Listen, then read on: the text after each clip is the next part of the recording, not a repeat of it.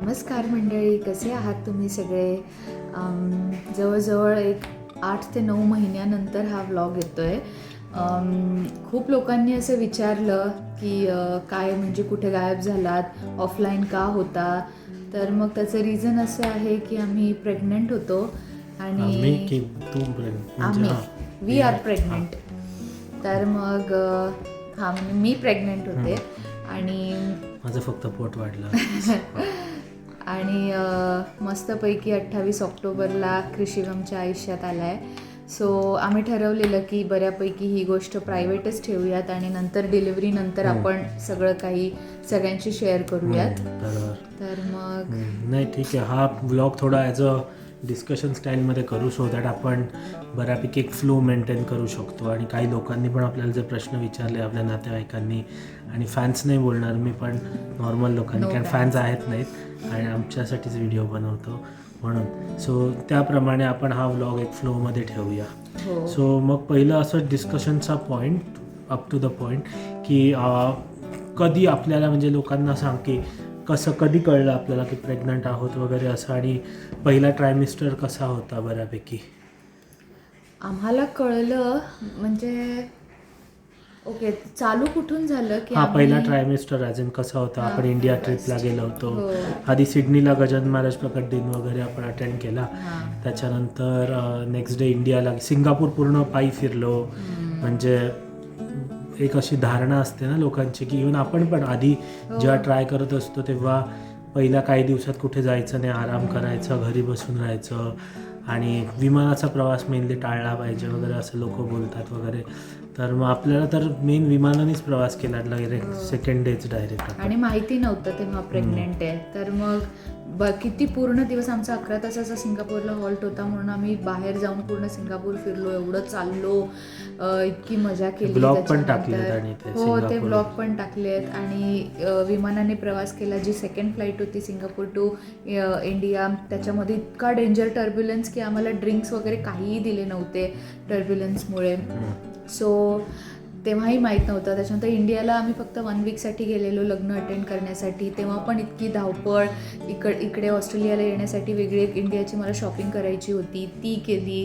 त्याच्यानंतर अक्कलकोटला गेलो, तिथे डुक्कर रिक्षा म्हणतात, तू काय म्हणतो, टमटम, हां, त्याच्यामध्ये बसलो. इतके ते डेंजर रस्ते, त्याच्यामध्ये इतकी धावपळ झाली, इतकी गाणगापूरला पण गेलो. म्हणजे खूप चांगलं झालं ना आयडियली की एवढं देवदर्शन आयडियली प्रेग्नन्सीमध्ये आपल्याकडनं घरून घेतलं गेलं, मोठी गोष्ट आहे. हो. आणि ते झालं. आणि मोहितच्या मित्राचं लग्न होतं, ते लग्न अटेंड केलं. दुसऱ्या दिवशी सत्यनारायण पूजा होती आणि तिथून मी थोडंसं मला वीक वाटायला चालू झालं. पण मला मध्ये दिसतं पण आहे बघ, तुला उलटी झाली, आपण बोललो होतो की बांधून घेऊन जाऊ. मला ताप पण आला होता. आणि पण मला असं वाटलेलं की लग्नामध्ये बऱ्यापैकी थंड खाणं झालं, इंडियामध्ये बाहेरचं थोडंसं खाणं झालं तर फूड पॉयझनिंग झाली असेल, पण तसं नव्हतं. शेवटी आम्ही तरी पण इथे पण मला मोहित एकदा म्हणाला, पण मला फुल गॅरंटी होती की नाही, कारण एवढी धावपळ झालेली, एवढं ते. आणि बऱ्यापैकी तो जो अनसेफ पिरियड असतो तो आम्ही इंडियामध्येच होतो. सो थोडंसं मला वाटलं, म्हणजे एवढं नव्हतं वाटलं, कारण खूप खूप भयंकर धावपळ होती.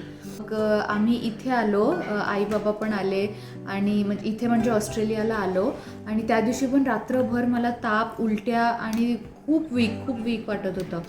आणि नेक्स्ट डे मी जस्ट असं, मोहित म्हणाला की चल एक प्रेग्नन्सी टेस्ट कर. माझे पिरियड्सही मिस व्हायची ती डेट नव्हती. पिरियड्स माझे 4 दिवसांनी येणार होते.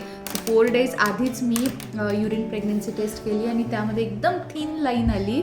आणि मी प्रेग्नन्सी टेस्ट किती मी बल्कमध्ये घेतला होता माहिती आहे, 20-40 प्रत्येक मंथला आम्ही प्रेग्नन्सी टेस्ट बल्कमध्ये म्हणजे होलसेल प्राइस मध्ये घेऊनच ठेवल्या होत्या. आई बाबा आले होते आणि ते पण आई बाबांचा पायगुण वगैरे. हो, त्यांच्या पायगुण. मी म्हणाले ना, आई बाबा पण या टाइमला आले होते.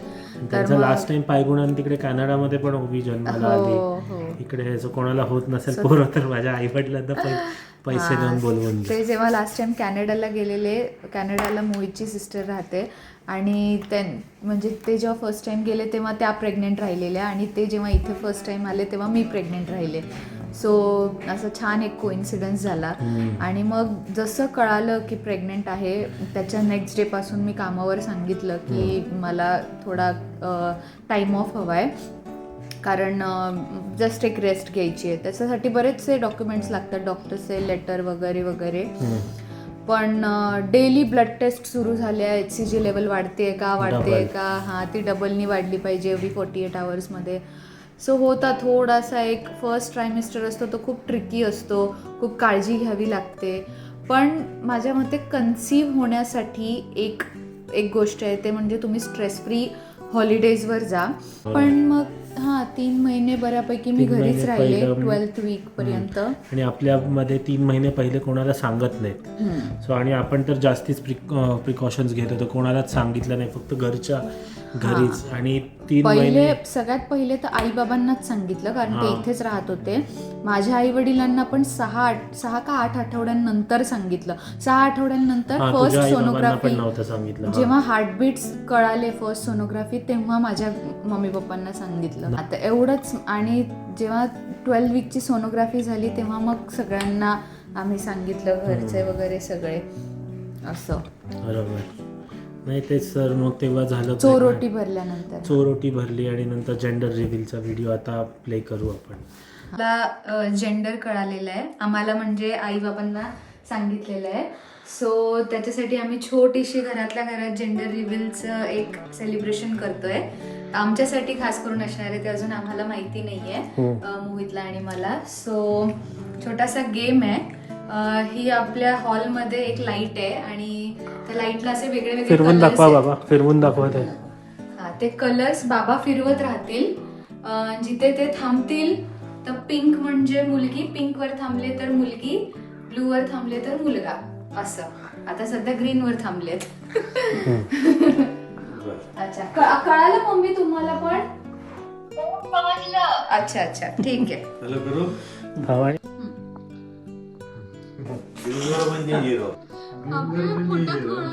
काय एवढं पोटात त्यांना सांग. वॉफलनी सांगितलंय की मुलगा आहे आणि माझं मत आहे की मुलगी आहे. आरतीला पण मुलगी वाटते. बाबांना माहितीये का? बाबांना माहितीये. परत ग्रीन.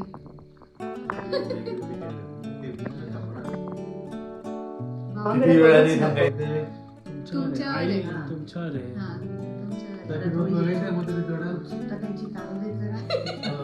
मला तो ऑलरेडी पोटात गोळा आलाय. फक्त फिरवले, तुम्ही दुसऱ्या कलरवर पण ठेवू शकता बाबा.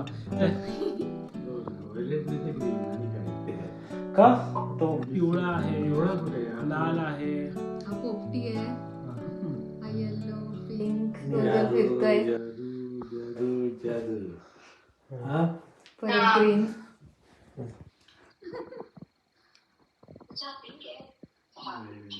हा ब्लू आहे, हा पिंक आहे. अजून थांबत त्याच्यात लक्ष द्यावरती. मला त्याच्या पायात पण असं गुदगुली होती. मला माहिती आहे. फॉर एक्झाम्पल लास्ट राऊंड आता लास्ट. अच्छा, लास्ट.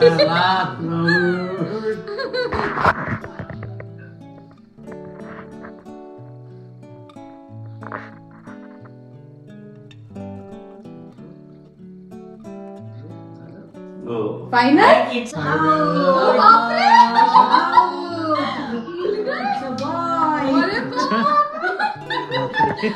तुम्हाला कळलं ते वॉफलनी बरोबर काढलं.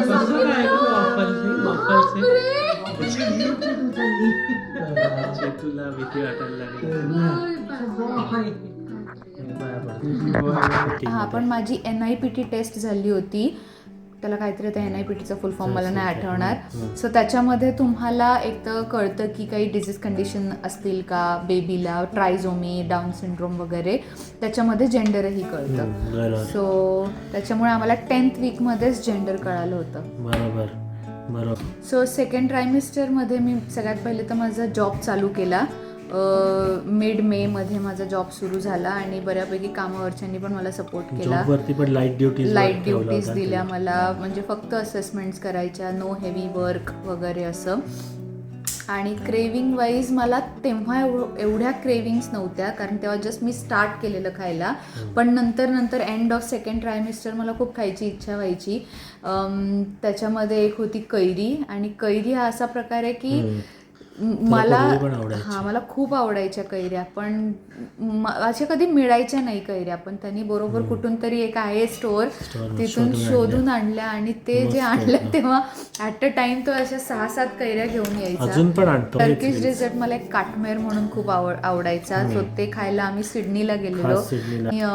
त्याच्यानंतर ट्रिपल शेजवान फ्राईड राईस, तो मोहितनीची टेस्ट घरी बनवायचा तो, पण तीच टेस्ट सेम स्ट्रीट फूड म्हणजे मी भेळ पण शिकलो, सेम मुंबई सारखी भेळ बनवायला मी ती टेस्ट आणायला शिकलो सेम मुंबई. कारण मुंबईची टेस्ट ऑस्ट्रेलियात कधीच नाही. बाय द वे वेगळा विषय आहे फूड कसं वगैरे, पण ते शिकलो खास या प्रेग्नन्सी मध्ये. बरोबर. आणि पाणीपुरी आपण घरी बनवत नाही, घरी नाही, पण तेच माझे क्रेविंग मध्ये मला खूप पाणीपुरी आवडते. सो ते खायला आम्ही नेहमी आमचे फॅमिली फ्रेंड्स. पाणीपुरीची स्टोरी पण सांगू आपण जेव्हा थर्ड ट्रायमिस्टरचं येईल तेव्हा आपण असं. इट वॉज अबाउट सेकंड ट्रायमिस्टर, गर्भसंस्कार तेव्हाच जॉईन केले ॲज अ व्यायाम म्हणून. आम्ही इंडियाचेच पण गर्भसंस्कार क्लासेस जॉईन केलेले, इथून ऑनलाईन आम्ही अटेंड करायचो. त्याच्यामध्ये लेक्चर्स पण होते डॉक्टर्सचे, आणि थोडेसे योगा होता, मुद्रा शिकवायचे, आणि बाळाशी कनेक्ट कसं करायचं आपण स्वतःहून. म्हणजे माझा आवाज जर मी आता बोलते तर ते बाळाला ऑलरेडी कळतंय पोटामध्ये. इवन फक्त मी नाही, वडील किंवा आपले फॅमिली फ्रेंड्स असतील, पोटावर हात ठेवून बाळाशी बोलणं वगैरे, कारण तेव्हा बाळाला सगळं कळत असतं. आणि बाळ झाल्यानंतर ते आपोआप कनेक्ट होतं बाळ, की हा आवाज मला ओळखीचा वाटतोय, आणि त्या व्यक्तीजवळ जायला बाळ कधी रडत नाही, स्वतःहून जातं. सो ते गर्भसंस्कार क्लासेस अटेंड केले, जे की खूप हेल्पफुल होते. आणि सगळ्यांनीच अटेंड केले. असतं ना की आजूबाजूला जर तुम्हाला सगळ्या प्रेग्नंट बायका दिसल्या की कसं त्यांचे सिमिलर कन्सर्न्स असतात हे वगैरे. पण ओव्हरऑल माझ्या ते सेकंड ट्रायमिस्टर खूप चिल होता. म्हणजे काय एवढ्या मोठ्या घडामोडी अशा काही नाही, मेन तर उलट्या थांबलेल्या मला खूप हॅपी वाटत होतं सिंपल असं. म्हणजे एक तू पण ऍक्टिव्ह होतीस तशी सेकंड ट्रायमिस्टर मध्ये. चला आता थर्ड ट्रायमिस्टर. सो त्याच्यामध्ये एक आम्ही आता माझे आई बाबा 2 सप्टेंबरला येणार होते, सो आपण डोहाळे जेवण केलं होतं तेव्हा. फर्स्ट ट्रायमिस्टर जेव्हा संपला तेव्हा आई बाबा परत गेलेले इंडियाला, आणि थर्ड ट्रायमिस्टरला परत आले होते. तर मग डोहाळे जेवण केलं होतं मस्तपैकी. आपल्याला करायचं होतं ते डोहाळे जेवण. त्याच्यानंतर ह्या सगळ्या गोष्टी आम्ही म्हणजे आमच्यातच केल्या, एकदम क्लोज फॅमिली फ्रेंड्स, आणि फक्त फॅमिली, आणि ऑनलाईन कॅनडा आणि इंडियावरून लोक जॉईन झालेले. मजा आली त्याच्यात. हो, म्हणजे जास्त लोकांना नाही बोलवलं, जवळच आहे, आणि व्हिडिओ कॉलवर. बरोबर.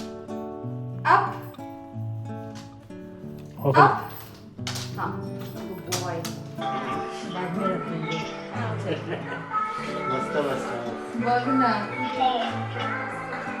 तुम्हाला पाठची गाणी ऐकू येत आहे? आता माझा फोन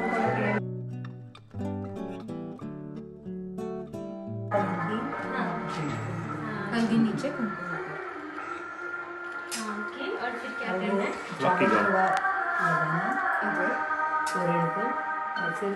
बोललं तर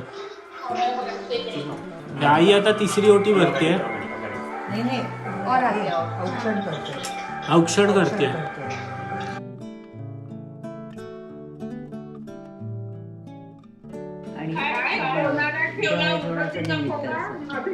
असं काहीतरी कस्टमाइज तू खाणार. तुला मगाचपासून विचारते, चॅट जीपीटीवर टाक ना. मी कसं सांगणार उखाणा? माझंच नाव मी कसं सांगणार आरती? मग काय झालं सांगितलं तर? असं सासूनी सांगायचं असतं.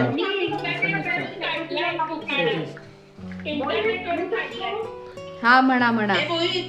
हा बोल. चाफात आले ना, चाफा बोले ना, चाफात आले ना, कौतुक तर माझ्याशिवाय पाण्यात खाले ना. अरे आणि ओवी शिवाय तुझं पानं झाले ना.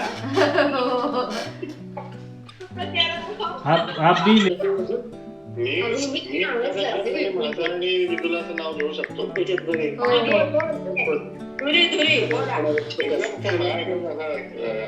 आता जसं हे केलं,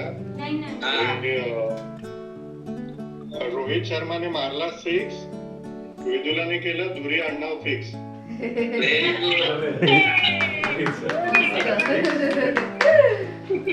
पण त्याच्यात तू धुरी म्हटलं, तुझं नाव अमेय आहे, अमेय. अरे पण मी आडनाव बोललो ना. धुरी आडनाव म्हणाला ना तू. या ग्रुपसाठी धुरी आडनाव दिले मला.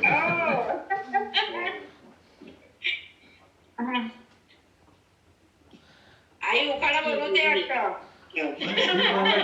तोपर्यंत तुम्ही म्हणा. आरतीच्या डोहाळे जेवणाच्या निमित्तानं टेक्नॉलॉजीने जवळ आणले सगळे आप्त. मिलींच्या संसारात मी झाले पूर्ण तृप्त. ओ सगळ्यात बेस्ट उखाणा. खूप मस्त. हा बोल कौस्तुभ. एक कौस्तुभ उखाणा घेतो थांब. स्टॉप करून वेगळा व्हिडिओ काढा. हां एक होती चिव एक होता काऊ. एक होती चिव एक होता काऊ. मृगजाचं नाव घेतो डोकं नका खाऊ. मस्त मस्त.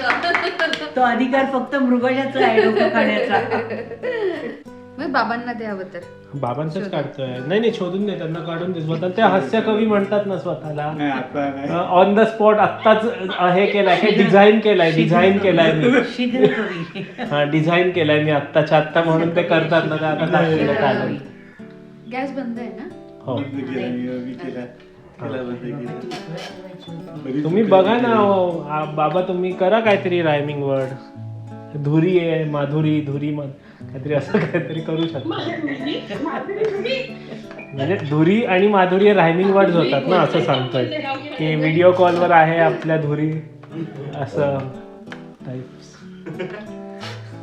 मोहितने घेतलं का उखाणा? नाही मी असं. सेकंडलाच घेणार ना. मी घ्यायला रेडी आहे आत्ता, पण आरती बोलली सेकंड. मी बनवला पण एवढ्या 2 मिनिटात बनवला. तो आता मी लगेच बनवलं आत्ता. बनव. हा बोल. मी बोलू? चॅट जीपीटीवर ठीक आहे. थांब दे इथे.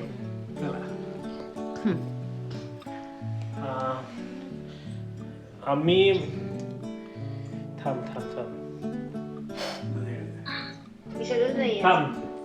हा ते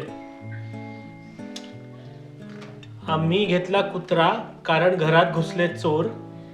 आम्ही घेतला कुत्रा कारण घरात घुसले होते चोर. आरती सोबत काढणारे मी एक गोंडस पोर. बापरे.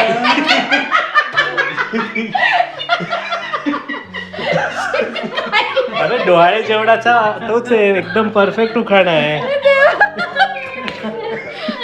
अबे डोहाळे जेवणाला अजून काय चांगला पाहिजे. हा सुरेश, हा बोल. मोहितची सवय जात नाही. तुझ्या ऑफिसमध्ये नंतर अरे पण हा म्हणजे खूप चांगला आहे, असं ऑन द स्पॉट चांगला डोहाळे जेवणाला योग्य उखाणा आहे. म्हणजे जेंडर काय मोहितच बनवतो. काय बोलली? हा हा बोला. बोलो सुषमा. सुषमा ले रहे हो. संतों से जैसे सपना सुहाना, छूने चलो तो मिले ना ठिकाना, हंसी में छुपा दे गम का समंदर, सच्चाई को कर दे पल के बंदर. अरे वाह, beautiful. देखो अभी आपको लगा ना? देखो सुषमा ने लिया. हा सोचो. माईक वगैरे नाही का? माईक वगैरे? माईक नाही, तुमच्यावर इकडे फोकस केलाय बघा. तुम्ही दिसताय. तुम्ही सगळे आहात हौशी आणि माधुरीचं नाव घेतो डोहाळे जेवणाच्या दिवशी. अरे वा.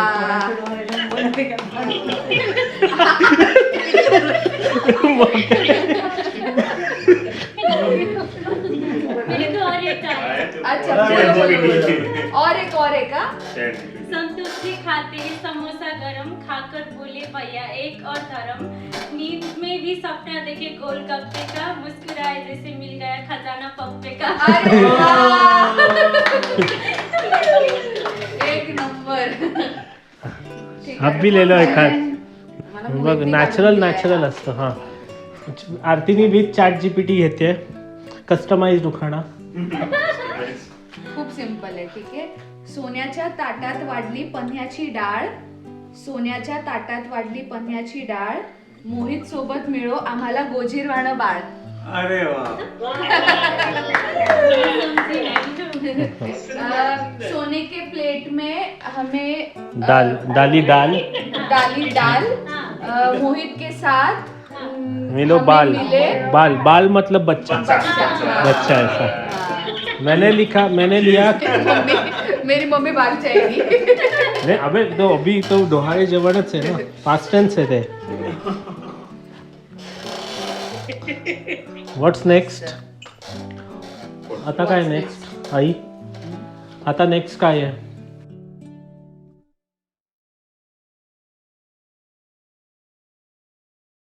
नाव सुचवतो, ओवीनी सुचवलेलं नाव मला मंजूर आहे. आयझॅक.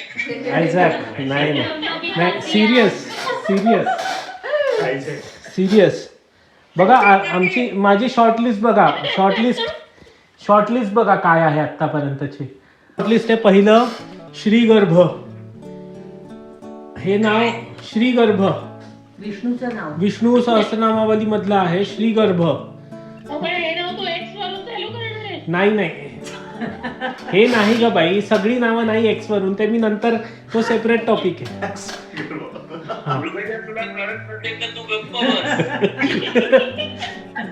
तसं तर मग त्याच्यानंतर दुसरं आहे ब्रह्मज्ञ. जे की ब्रह्मज्ञ म्हणजे ज्याला ब्रह्माचं, ते पण विष्णू सहस्रनामावली मधलं आहे. जे ती इकडे म्हणताना ब्रह्मा असं म्हटलं जाऊ शकतं शॉर्ट मध्ये. करू शकतो तू आता. कोणता? ब्रह्मा. हा नाही असून दे ना. आणि दुसरं आणि तिसरं काय, एक तर ते अमोह आहे. अमोह ते आहेच ऑलरेडी. अमोह. आरती मोहित. ठीक आहे. सबको अच्छा लगता है. आम्हाला पण तेच आम्ही हे केलंय. नाहीतर अजून एक नवीन आले क्रिशिव, म्हणजे कृष्णा आणि शिवा असं क्रिशिव असं एक अजून काढलंय. अरे ते क्रिश वगैरे काय काय ते मग क्रिशच करणार ते क्रिशच करणार, इकडची लोक क्रिशच करणार. पण क्रिशिव असं अजून एक आहे. आणि अजून कोणत्या आरती? रुद्र बोलत होती आरती, पण रुद्र बऱ्यापैकी खूप कॉमन नाव आहे. कॉमन आहे खूप. अमोह मला चांगलं वाटलं. त्याच्यानंतर एक अजून आहे स्वांग. स्वांग. वही अमोह. मुदिता कुठे गेली? हाँ दूसरा भी बोले थे. मुदिता कुठे गेली? मुदितानी पहिल्यांदाच सांगितलं होतं मी आत्या आहे बाळाची, नाव मी सिलेक्ट करणार. मग मृगजा पण तर आत्या आहे. मृगजा आहे, पण तिने मृगजाला बाजूला ठेवलं होतं, ती स्वतः आत्या हे केलं. हा एक मिनिट. मृगाच्या मोहितनी काय नाव ठरवलं होतं माहितीये का? मारुती. मारुती. पारू फेम मारुती. पारूमुळे नाही केलं, पारूमुळे नाही केलं, ते पूर्वी आमचं हे होतं. ते पारूमुळे नव्हतं का बाई, पारूच्या आत्ता आलं. त्या पारूच्या वडिलांचं नाव मारुती आहे ना. अच्छा देवा. मारुती ठेवलं. भाऊ मोहित प्लस आरती ते तसं होतं मारुती. हॅलो इधर चल रहा है म्हणतो. अजून एक होतं मार्कंडेय म्हणून, कारण त्याचं शॉर्ट फॉर्म मार्क कसा होऊ शकतो इथे बोलायसाठी. आईने काहीतरी अभंग पण सुचवलेला. अभंग. पण अभंग मला असं वाटलं म्हणजे गाणं, त्यापेक्षा मग देवाचंच नाव का नाही असं म्हणजे काही वाईट नाही, नो ऑफेन्स त्याच्याबद्दल, पण फक्त हे की काय धुरीला कळेल. नाही धुरी आठव, तू इंडियन टीम मधल्या प्लेयर्स बघ आणि त्याच्यावरून हे कर. XAR काय होऊ शकतं? बरोबर होतं. शर होतं. मग अक्षर, जो अक्षर हे शब्द आहे ना, तो XAR असंच लिहित होतो. मी ते काल झार वाचलं. झार अक्षर XAR लिहिते. ते शर्टावर मागे टी शर्ट वर जर्सीवर नेला. हा जसं पिंटू गोट्या असं लिहितात ना शर्टावर, तसं नाही रे. इंडियन टीम मध्ये थोडी ना गोट्या वगैरे लिहितं कोणी. चांगलं वाटलं पाहिजे त्याला पण आयुष्यामध्ये ते नाव घेऊन. सो चांगलं आहे. मी बोलतो अमोह हे अमो म्हटल्यावर चांगलं वाटतं, असं की ते स्पॅनिश नाव आहे ऍक्च्युली. तुला काय वाटतं? अजून एक स्वांग म्हणून पण आहे. स्वांग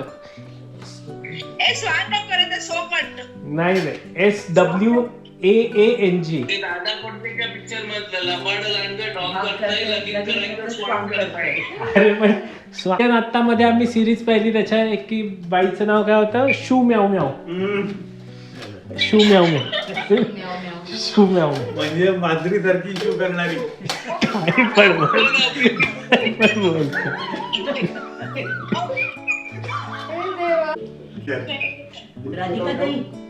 राधिकाताई हा ताई बोला ना.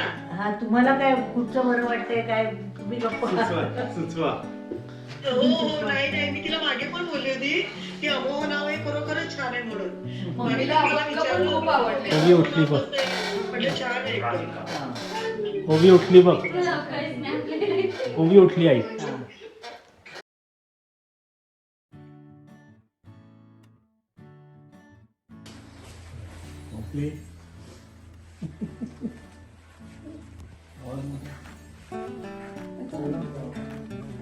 आई तू बाबा मी, आई तू बाबा मी, होणार ग कुणी येणार ग, होणार ग कुणी येणार ग.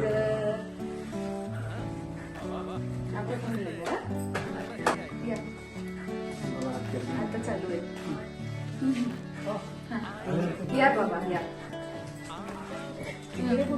ठीक आहे. या असं discussion. होणार ग कुणी येणार ग, होणार ग कुणी येणार ग. जा. त्यांना नाचायचं होतं. बाबा नाचा बाबा या.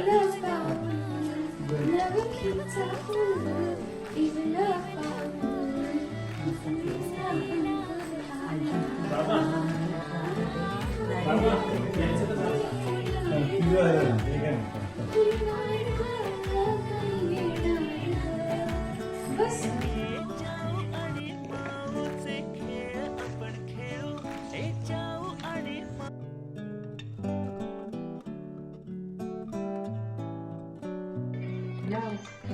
जाणार आजही माहेराला, आज माहेराला.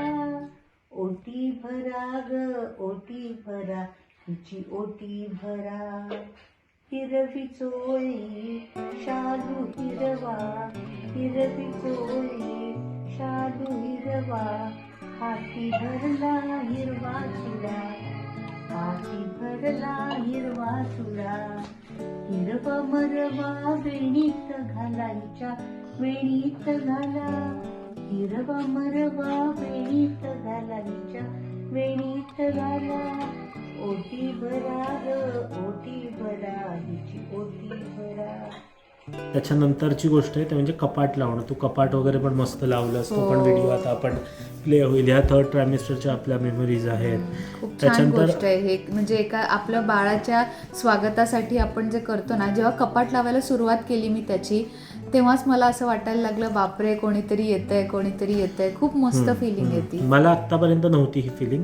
मला ॲक्च्युअलमध्ये म्हणजे मी नॉर्मल होतो. मला इवन सगळे जे जेंट्स लोक असतील बऱ्यापैकी रिलेट करतील, कारण मी खूप लोकांशी बोललो.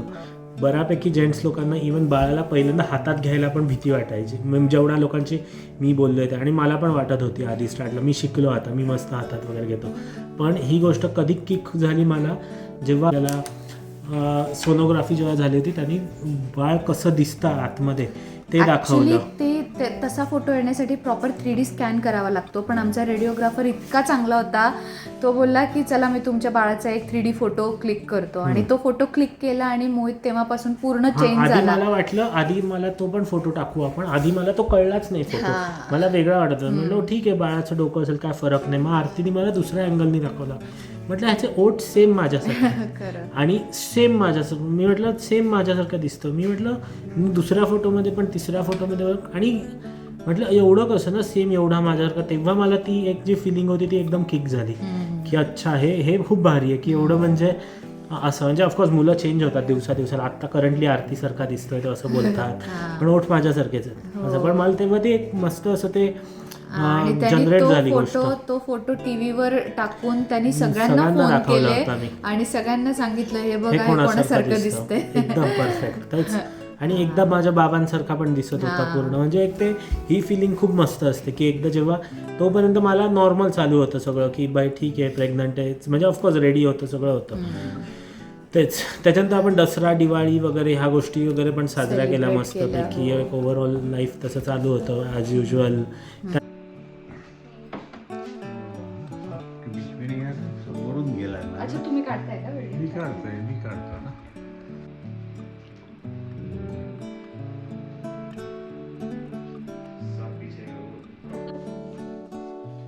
काय बायकोला नवरा कुंकू नाही ना काय बोलते मग सिंदूर काय असतं कपाळावर आपल्यात नाही लावत.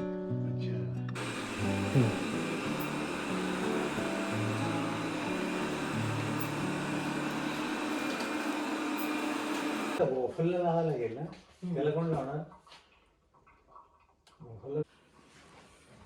मी घेतो बाई आता.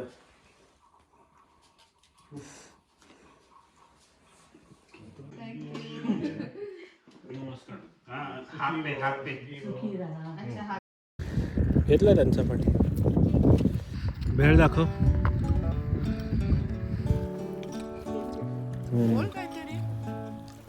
कोजागिरी पौर्णिमेनिमित्त प्लॅन आहे.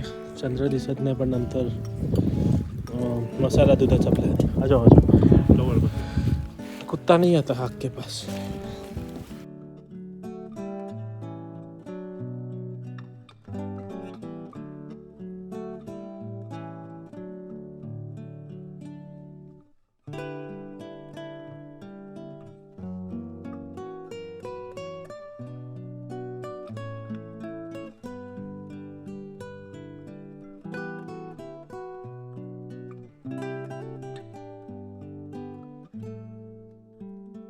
पुरीचं असं झालं की तेव्हा मी किती वीक्स प्रेग्नेंट होते 37 वीक्स प्रेग्नेंट होते आणि अगेन पाणीपुरीचं झालं कारण मला फील होत होतं की माझे दिवस आलेत. नॉर्मली 40 वीक्समध्ये डिलिव्हरी होते पण मी नेहमी बोलायचे की नाही माझी ड्यू डेट होती 15 नोव्हेंबर पण मला नेहमी फील व्हायचं की मी एंड ऑफ ऑक्टोबरमध्येच डिलिव्हर करणार. ते आतमधून येतं एक इंट्युशन येतं. सो म्हटलं आता जे जे खायची इच्छा होतं ते मी सगळं खाणार आणि 2 गोष्टी मला नेहमी खायची इच्छा व्हायची. ती एक म्हणजे पाणीपुरी दुसरं म्हणजे triple Schezwan fried rice. So Schezwan rice तर मोहित बनवायचाच पाणीपुरी मग शनिवारी बनवलं होतं. हो शनिवारी ट्रिपल शेजवान फ्राईड राईस बनवला तो खाल्ला आणि रविवारी 25 ऑक्टोबरला शनिवार 25 ऑक्टोबरला ट्रिपल शेजवान बरोबर 26 ऑक्टोबरला जिगर प्राची इथे घेऊन आलेले कारण तेव्हा मला 1 तास ट्रॅव्हल अलाउड नव्हता. रेकमेंडेड नसतो हॉस्पिटलच्या आसपासच राहावं लागतं. सो ते लोक पूर्ण पाणीपुरी बनवून इथे घेऊन आलेले. आम्ही गार्डनमध्ये गेलेलो.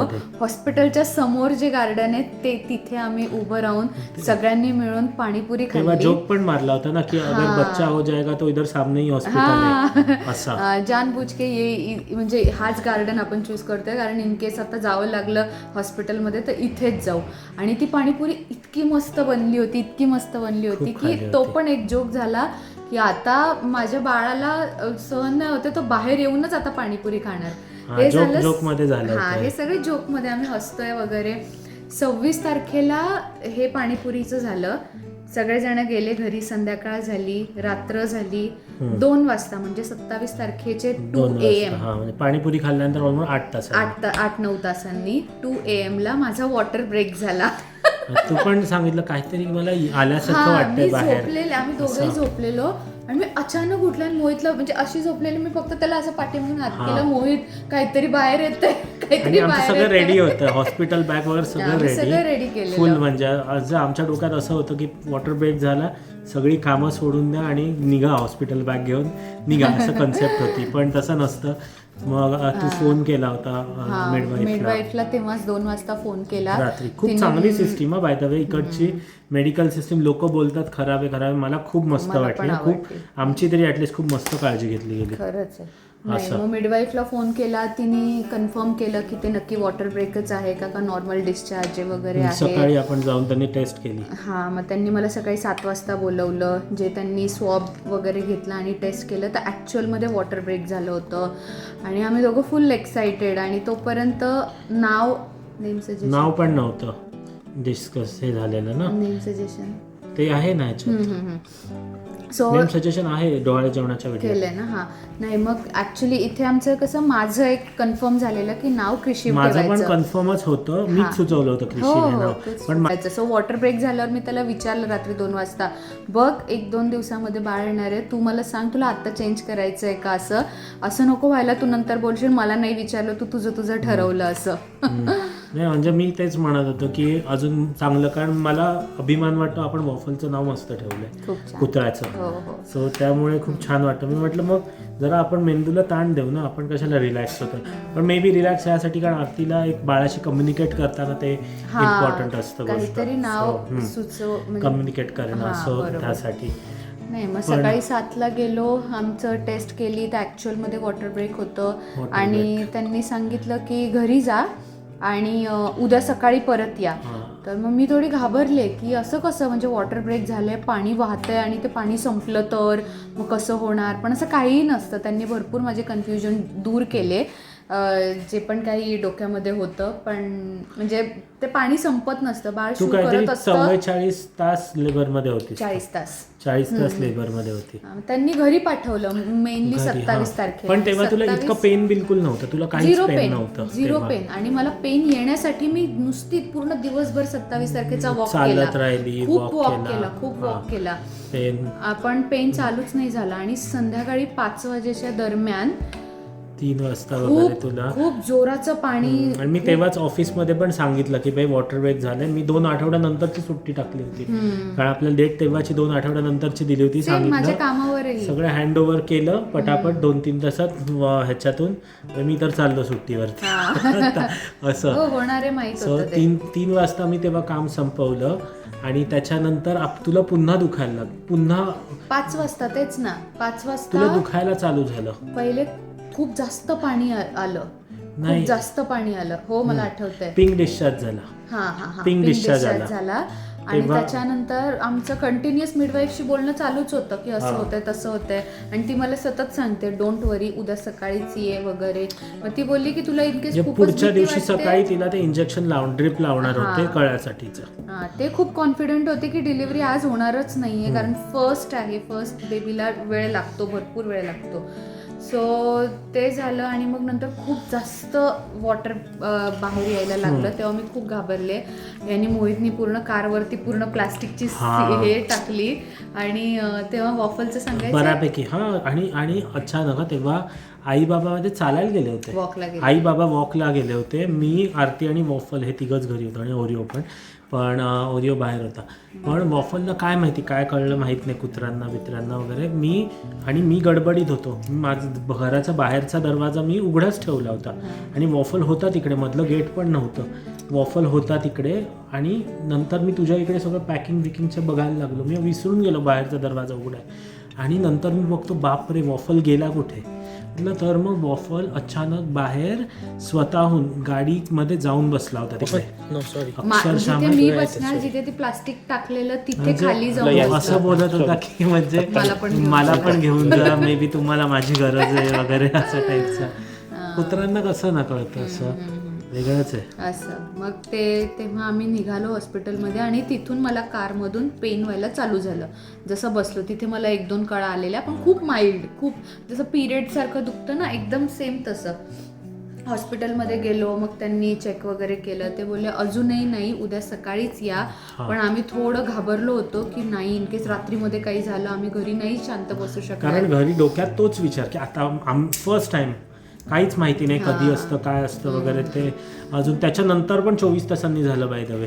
पण आपल्याला काहीच माहिती नाही कधी आत्ता येईल बाहेर का काय, काहीच नाही. आम्हाला कन्फ्युजन. सो आम्ही म्हटलं, त्यांनी आम्हाला सांगितलं की हो तुम्हाला जर कन्फ्युजन असेल तर हॉस्पिटलमध्ये राहा, पण तुम्हाला जास्ती काही डॉक्टरचं म्हणजे काही करता नाही येणार, कारण उद्या सकाळचीच तुमचं चालू करू ते सगळे सिस्टीम. पण इन केस मी म्हटलं बाई डायरेक्ट बाहेर आलं तर ते डायरेक्ट बाहेर आलं, नॅचरली झालं तर ती गोष्ट तुम्हाला आम्ही हे करू, काय म्हणतात, हेल्प करू, सपोर्ट करू असं वगैरे तसा. पण रात्री पण खूप मस्त काळजी घेतली. आणि आम्ही as a picnic, full picnic, म्हणजे लोक पण आम्हाला भेटायला यायची ना, मस्त सगळं पिझ्झाचे बॉक्सेस, हे सगळं जेवण उबर इट्समधनं मागवायचो वगैरे, सगळं एन्जॉय केलं खूप फुल ऑन जास्त. मस्तपैकी चिल, एकदम पिकनिक सारखंच वाटतं. उद्या करणार आहेत, पण कॉन्ट्रॅक्शन चालू झाले ना तिला आता.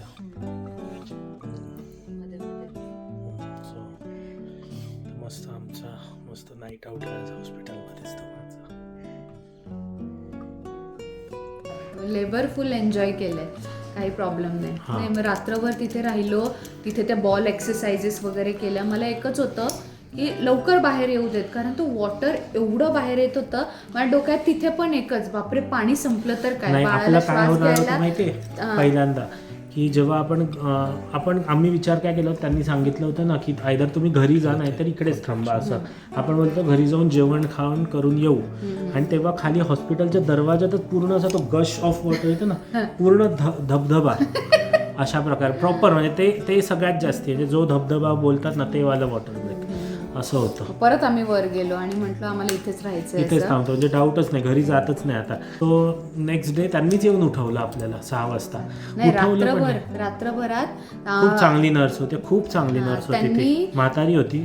त्यांनी, कारण मोहित पण जागा होता, मी पण जागी होती, तिने येऊन मला झोपेचं इंजेक्शन दिलं आणि मोहितला पण सांगितलं आता दोघं जण झोपा, कारण उद्याचा दिवस तुमच्यासाठी खूप मोठा असणार आहे, दोघांना उद्यापासून पुढे आयुष्यभर रात्रभर जागायचंच आहे, त्याच्यामुळे आता दोघं पण झोपून जा. मला झोपेचं इंजेक्शन दिलं आणि मोहितला सांगितलं. मी 2 तास झोपले, त्याच्यामध्ये पण मध्ये मध्ये कळा येत होत्या, मध्ये त्यांनी चेक केलं किती सेंटीमीटर ओपन झालंय, ते पण खूप भयंकर होतं. आणि तिने प्रॉपर हे केलं होतं ना काहीतरी तिने. हां, मग नेक्स्ट डे सकाळी 6 वाजता त्यांनी उठवलं, लेबर रूममध्ये घेऊन गेले आणि मला इंजेक्शन चालू केलं कळा यायचं. आणि तुला सांग मला कळा चालू झाल्या आणि मग एक पॉईंट येतो की तुम्हाला असं वाटतं नाही आता नाही होते खूप डेंजर कळा येत आहेत. मला माझ्या एका मैत्रिणीने सांगितलेलं, जे मी सगळ्यांना ॲडवाईस करेल, की खूप दुखतं, पेन खूप दुखतं, पण तेव्हा तुम्ही ओरडायचं नाही, तेव्हा किंचाळायचं नाही, ती सगळी शक्ती जपून ठेवायची एंडसाठी जेव्हा तुम्हाला पुश करायचं असतं. आणि मी ते ॲक्च्युअलमध्ये फॉलो केलं. मला खूप दुखलं पण मी ओरडले नाही, खूप म्हणजे मी पण पुश करत होते, नाही मोहितचा वगैरे हात पकडून वगैरे, पण एका पॉईंटला वाटलं आता नाही होते. सो तेव्हा अराउंड 12 o'clock मिड डे मी एपिड्युरलसाठी रिक्वेस्ट केली.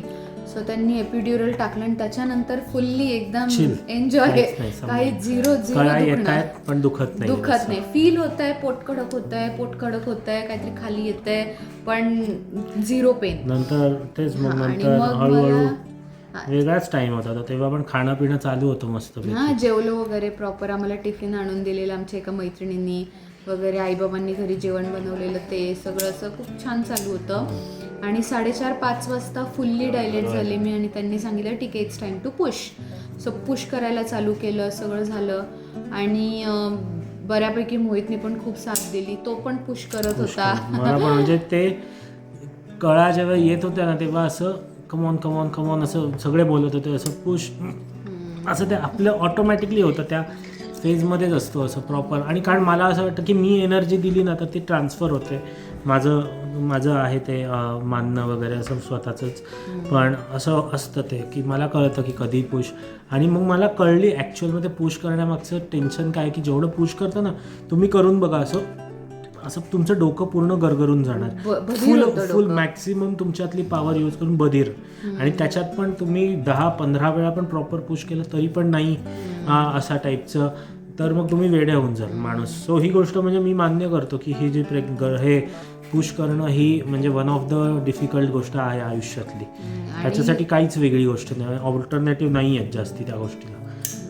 बऱ्यापैकी म्हणजे सगळे ते मोहितला पण नर्सेसला पण डोकं प्रॉपर दिसत होतं येतंय बाहेर, आणि जशी मी कळ सोडली की ते डोकं परत आतमध्ये जायचं, असं 4-5 वेळेस बोललो पण होतो आरतीला की केस आहेत त्याला, हा डोक्याला केस आहेत, कमॉन पुश कर म्हणून असं वगैरे दिसत होतं डोकं. पण आफ्टर 1 पॉईंट डॉक्टरला पण कळलं ऑलमोस्ट 12 तास ह्याच्यातच काढले आम्ही ना हां सगळ्यात. हो, नाही मग डॉक्टरला कळालं, मग त्यांनी मला फोर्सेपसाठी घेतलं. ते बोलले आपण एकतर फोर्सेप करू, बघू फोर्सेप होतंय का, नाहीतर मग सिझेरियन करावं लागेल असं.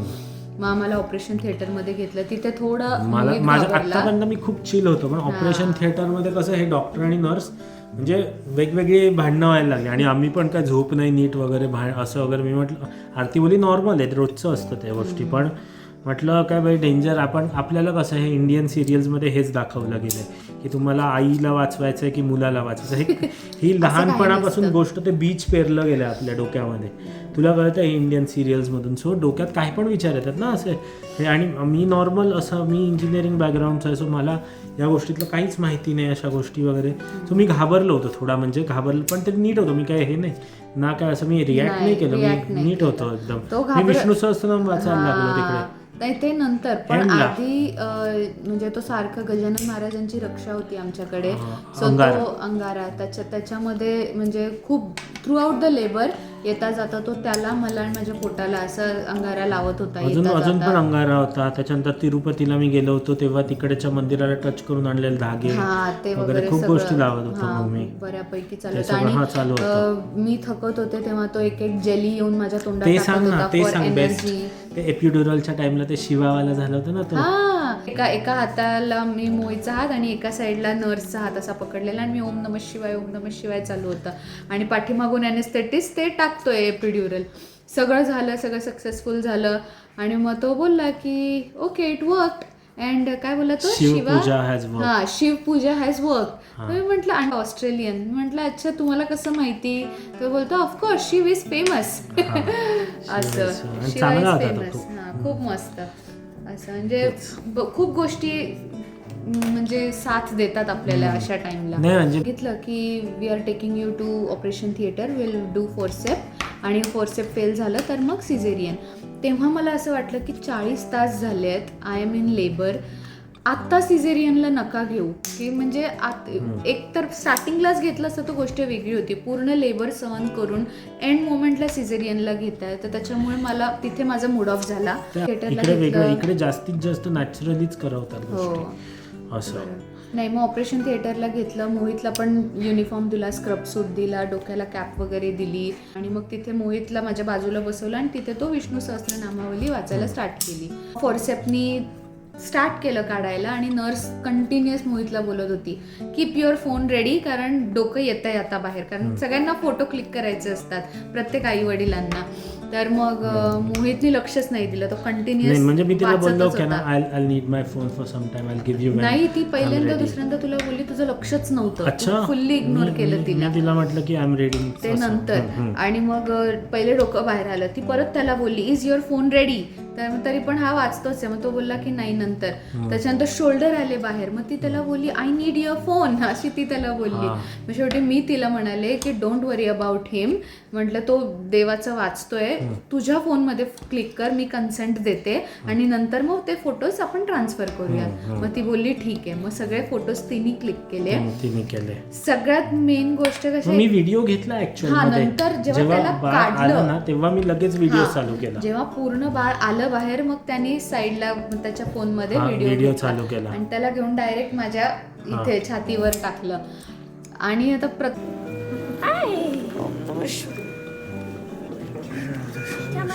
He cried, right? Little one. Come on. Did he cry? Not this a little one. Come on. Hi. Can you be cry for me? Get all that gunk out. He cried. Wow. सोन्याचं बाळ माझं.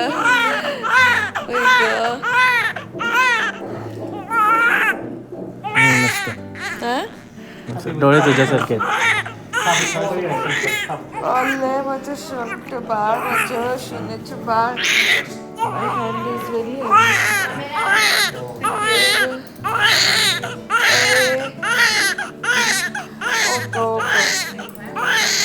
माझं बाळ ग, माझं बाळ. प्रत्येकाचं आईचा, जेव्हा एक व्यक्ती आई बनते तिचा एक्सपिरियन्स असा असतो ती बाळाला बघते वगैरे. माझं पूर्ण वेगळंच. मी फक्त मोहितकडे बघते, त्याला माझ्या इथे टाकलंय पण मी मोहितकडेच बघते की तो काय रिॲक्ट करतोय, त्याला कसं वाटतंय, तो बघतोय ना बाळाकडे, बाळ कसं दिसतंय वगैरे. त्या ऑपरेशन थिएटर मध्ये मी थोडं जरा घाबरलो होतो. हा होता ओव्हरऑल एक्सपिरियन्स आणि खूप छान होता. खूप छान होतं खरं तेच. आणि लोक जे बोलतात ना की झोपून घ्या, ते खरी गोष्ट आहे. झोपून घ्या. झोपच नाही आता, म्हणजे तू हळूहळू झोपते आता आता. मला डार्क सर्कल यायला पण लागले. मी झोपतो रात्रीचा, कारण मला जॉब असतो. पण मी पहिल्या 2 आठवड्यात मी पण बेकार काम केलं अक्षरशः. आणि ते करावं लागतं. इट इज सगळं धुणं भांड्यांपासून, जेवण बनवण्यापासून, बाळाची काळजी घेण्यापर्यंत सगळं केलं. खूप खूप मोठी रिस्पॉन्सिबिलिटी आहे ही आणि सगळ्यांची साथ असेल तरच हे पॉसिबल आहे. एका व्यक्तीचं हे काम नाही, एका व्यक्तीला अप्रिशिएट नाही करू शकत. हे सगळ्यांचं काम आहे. म्हणजे बाई डिलिव्हरी देते, बाईसाठी नवीन जन्म आहे, पण तिच्या सपोर्टला जर आजूबाजूला लोक असतील तरच ते पॉसिबल आहे, नाहीतर नाही. बरोबर. नाही, चांगलंच आहे ओव्हरऑल. खूप छान. ठीक आहे, आता एंड कर व्हिडिओचा. काय थँक्यू सो मच. specific? काही नाही, that's it. Thank you so much. Hopefully stay tune तुम्हाला फॉर नेक्स्ट व्लॉग्स.